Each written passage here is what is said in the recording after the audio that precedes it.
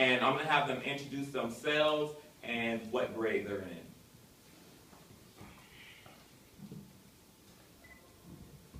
Good afternoon, everybody.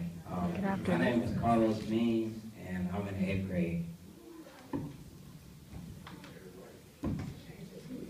Good afternoon. My name is Jamirius, and I'm in 8th grade. Good afternoon. My name is King, and I'm in 7th grade. Good afternoon. I'm Marquavius Johnson, and I am in the 7th grade. All right, so we're going to open up, and we're going to start the panel off by simply having you all just tell me, we're going to start off with your future aspirations. So at this point, at this present moment, I know it's not that long ago, where do you foresee yourself being in the future? Well, in the future, I see myself going to Division I or Division II college, but I really want to go to Oregon, home of the Ducks. And what I want to do in the future is go and play in the NFL, because I hear a lot of people telling me I'm a good athlete, I'm healthy and stuff like that. Well, first I want to go to college, and the college I want to go to is called SCAD, Savannah's College of Art and Design, because I want to be a fashion designer when I grow up. When I grow up, the college I would like to go to is, I'm not sure yet, but it's either University of Florida or That's the UNC. right answer. Good answer. And so, when I grow up, I want to play for the soccer team, since I have a whole lot of people saying I'm very good and I have and I'm smart on them. My goal is to go to a college called UTI to do with cars. I really love cars, and that's just something I really like to look into. All right, so we're going to start by simply asking you, what made you want to be a part of the Gentlemen's League? And any of you could take that question. Well, I wanted to be a part of the Gentlemen's League because, in 5th grade in elementary school, I wasn't that bright. I make stupid decisions. I go around making fun of people, playing around. And then in 6th grade, Mr. Moss, I had him as my math teacher, and he helped me get on the right track and stuff like that. In 7th grade, he asked me did I want to be in the Gentlemen's League, and it helped me change and become better. And I said, yeah, why not? So when I got into 8th grade, my attitude was different. I was making good grades, and I became a better man. And what I do want to highlight is one thing that, as a teacher, that we always want to not get ourselves in is not, when you have students who another teacher might have had in the past, they come there before school starts and they bring you a list. And they say, these are the ones to look out for. And so that's why I always like being a 6th grade teacher, because I never had the opportunity, I always started brand new. But actually, that changed before the beginning of last school year, where actually the elementary school teacher reached out to me and sent me a name. And she told me to watch out for this student. And we actually had a conversation about it. And they told me to watch out for this student because he was going to cause major havoc. And that was Mr. Marquavius Townsend. And I have never had any problem with Marquavius. And so it goes back to my point about those mindset issues. I didn't go into things thinking that Marquavius was going to be an issue. And Marquavius has never even spoke out at me or any of his teachers. Have you ever been to the principal's office? No, ma'am. I mean, no, You did that twice today. Have you ever been in ISS? No, sir. Have you ever been in detention? No, sir. And this is what the teacher from his elementary school told me was going to be my biggest problem. And I have not had any problem. So I just brought that point up to go back to my point of those mindset issues. And it's how you go into a situation. If you go into a situation thinking that it's going to be a problem, most likely it's going to be a problem. But I go into every situation thinking, okay, you might have been a problem for them, but I tell them all the time I'm a very non-conventional teacher. So things that happen in D10 don't necessarily happen elsewhere. And I have very non-conventional ways of getting my students to do what I ask them to do. And I just brought that point up because I've just seen some changes. And based off, and I actually had a conversation with Marquavius, and I was like, that wasn't true. It couldn't have been true. I actually didn't bring it up to him until probably the end of last year. Yes, sir. And I was like, I heard, and it had to be a lie. And he was like, no, it's the truth. Yeah. And I was like, oh, okay, well, so that in itself showed me that there was lots of change that was just taking place. So now I want to go ahead and, if you had to describe the Gentlemen's League to someone, how would you describe it? I would say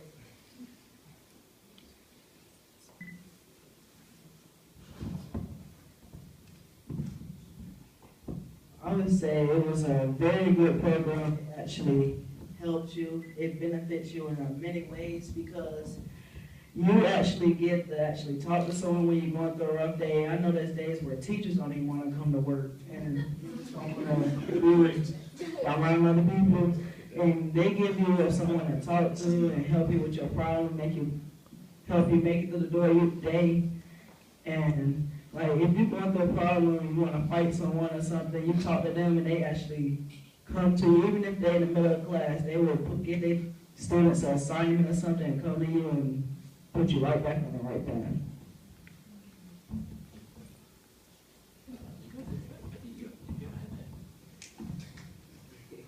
Well, what the Gentlemen's League is oh dang.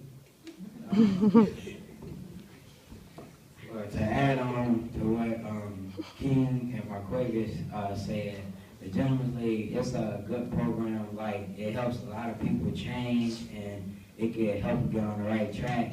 And like, you can have somebody to talk to. You have a mentor.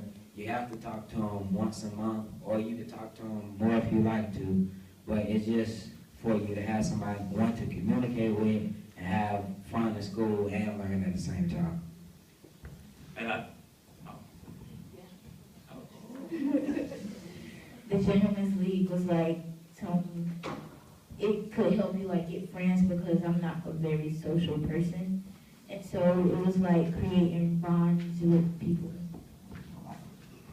And one thing, and going off of Marquavius' point, he mentioned one of the things last year when I did like a semi-pilot program last year where I just worked with 30 boys. It wasn't on the scale that it is at this point. But one thing, the expectation I set with them was that if you find yourself getting into any trouble, the first person you need to come see is me. Now, you know, we say, and I know I have some teachers around, you say a lot of stuff sometimes and you don't really know if they're really listening. Until one day, and I think it was your class, Marquavius, one of my students, who's actually one of my mentees, came banging on my door in the middle of me teaching. And I stopped what I was doing, and I was like, what's going on? He was about to get himself in a fight. And he walked away, came to my classroom to talk to me about his fight instead of fighting.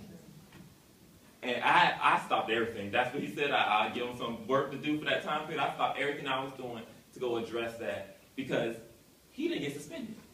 He didn't get himself in trouble, and it's all because of an expectation I had set. I let them know I am your first contact, so you need to make sure that you contact me before you take matters in your own hands. Because as they all mentioned, we all have rough days. There's days I don't want to be at work. But you know what? I have somebody at the school that I know I can talk to that's going to boost me up, that's going to motivate me, that's going to let me know it's going to be okay. You know, we can get through that as well. And I think that's one of the things that I've started to see those changes in the gentlemen where they start realizing that there is a sense of accountability. You have somebody at this school that is going to me, and now, like I said, I went up to 55. Last year I was at 30. I was at 55. And I just emailed all the teachers this week, Monday, and let them know which students of theirs I actually had. And I let them know that you contact me. I'm that first form of contact. Oh, what did I set myself up for? Because yesterday, I had 12 little interruptions. And it was because some of my gentlemen weren't making the best decisions. But however, these teachers were following the protocol that I set in place for them to address their needs so that I could be able to have that conversation with them so that they then were able to go back to the classroom, get back to work, and stay out of trouble. So although it took a little bit more time on my part, and then sometimes I was like, man, why did I send that email out?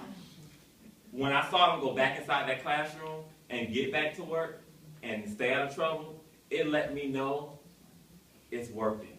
And I know it's real small now. I know that I have different measures in place to see how well the program is at the end of the school year. And I know the data might be skewed a little, but I'm starting to see it. And I know the data might not show everything I'm seeing on a daily basis. I see change in pride. If you ask these students, some of the students at Whitewater Middle School, if they were proud to be a Gator, it really bothered me because I am a Gator. Then I went to Whitewater to be a Gator again. And if you ask them if they were proud to be a Gator, I'm not sure how many of them would say they are. And I say now, you go and you ask some of my gentlemen if they're proud to be a Whitewater Gator. You still gonna have some that might not necessarily get there. But I would say a lot of them are getting to the point where they are excited to be a Whitewater Gator. They're happy to come to school, and they know if they don't do right, who's coming to get you? Mr. Moss. Exactly. All right, so now we're gonna kind of switch focus, and we're gonna talk about teachers, because as we all mentioned, I know at my school at Whitewater, we don't have a lot of male teachers. So it's really hard to really try to have those positive role models in our students' lives when they actually don't have one to look at every day. So I want you all to simply describe a teacher who you felt like had an impact on me. And please, it don't have to be me. But describe a teacher that had an impact on you and why you felt like that teacher had a positive impact on you. Well, the teacher that had an impact on me and my learning life and being a gentleman was Mr. Moss.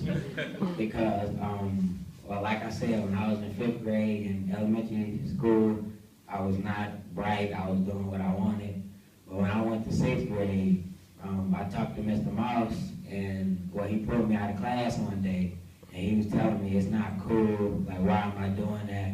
And why am I acting like a fool in front of everybody? So he was like, I want to put you in this little group that I got started. And I was like, okay. So he started talking to me. He was spending time with me, and as well as the other boys, to get their mind right and focused. So that's when I started to listen to him and become more sophisticated.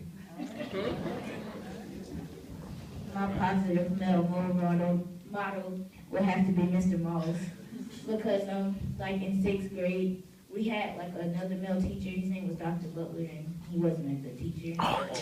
And so, Better break. He's no longer in Whitewater. He's no longer in Whitewater Middle School. And so Mr. Moss, he was like, he would have to like sometimes teach 2 classes and would have to be in 2 places at one time, and he always told me like not to judge a book by its cover.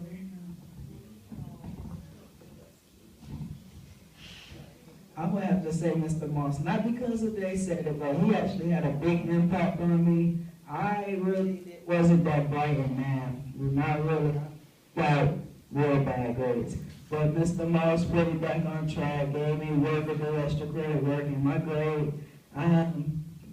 For my progress report this year, I got like a 90-something, and I've been doing better and having people to talk to. And I actually, Mark Clavis is one of the things that we've been trying to do specifically at Whitewater. I know they're doing this around CMS, is really trying to push our students to the next level. And I know I had the opportunity every year I've been able to teach an honors class, and I'll have my standard plus classes. And I was just, every time I walked in my classroom, there was a significant difference in demographics from class to class. And I would realize that in my standard plus classes were all my African American males, my Hispanic students. Then I walk in my honors classes, and it will be my Asian Americans or my white Americans. And so one thing I actually did was, Mark Davis was actually in my standard plus class. What class you in now? Honors. Honors. And it has a 94, I believe, in my honors class. And so all it is being able to push your students to reach their maximum potential. And all these students, I've seen them their grades have changed because they've been pushed. And I don't think they've ever been pushed before in their life. But we just have to start putting these role models in their lives. Because like I said, Mr. Moss is only one person. And as much as they try to make me, I'm not all that they're trying to make me out to be. All I am is trying to do my job every day, and that's to make sure all my students leave my classroom learning something. It might not be math, but they're going to leave my classroom learning something. And I think one thing I always told them, they might not learn a tad bit of math, in Mr. Moss' class, where they will learn some